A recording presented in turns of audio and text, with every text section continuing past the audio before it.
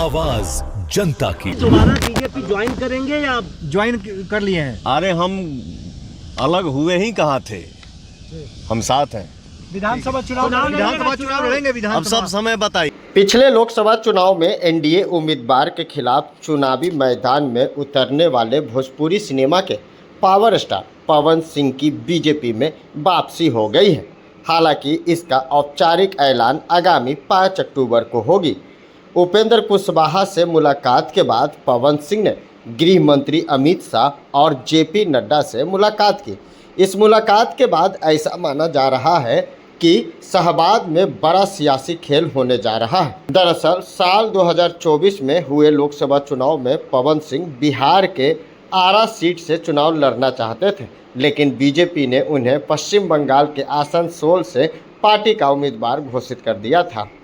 इससे नाराज होकर पवन सिंह ने बीजेपी का टिकट वापस कर दिया और काराकाट संसदीय सीट से उपेंद्र कुशवाहा के खिलाफ चुनाव मैदान में उतरना और इस चुनाव में उन्हें हार का सामना भी करना पड़ा था। इस सीट से चुनाव लड़ रहे उपेंद्र कुशवाहा भी चुनाव हार गए थे और सीपीआई के राजा राम सिंह चुनाव जीत गए थे। अमित शाह से मुलाकात के बाद बिहार की सियासी हलचल तेज हो गई है। क्या सचमुच पवन सिंह ने अमित शाह से मिलकर सब कुछ डील कर लिया?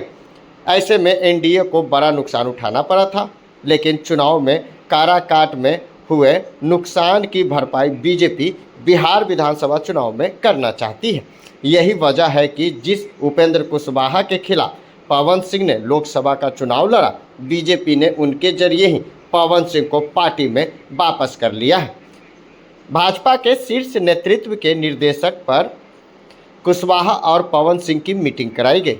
दिल्ली में उपेंद्र कुशवाहा के आवास पर हुई इस बैठक में बीजेपी के बिहार प्रभारी विनोद तावरे और बीजेपी के महामंत्री ऋतुराज सिन्हा भी मौजूद रहे। बैठक के बाद विनोद तावरे ने कहा कि पवन सिंह भाजपा में ही वे एक कार्यकर्ता के रूप में एनडीए को मजबूत करने का काम करेंगे। इस बीच पवन सिंह के आरा या किसी अन्य सीट से भाजपा के टिकट पर विधानसभा चुनाव लड़ने की अटकलें भी तेज हो गई। बीजेपी में वापसी के बाद पवन सिंह ने दिल्ली में केंद्रीय गृह मंत्री अमित शाह और बीजेपी के राष्ट्रीय अध्यक्ष जेपी नड्डा से मुलाकात की और सच में लगता है कि बीजेपी में वापसी के बाद शाहबाद में सियासी समीकरण बदल सकते हैं। Bureau report, Patna.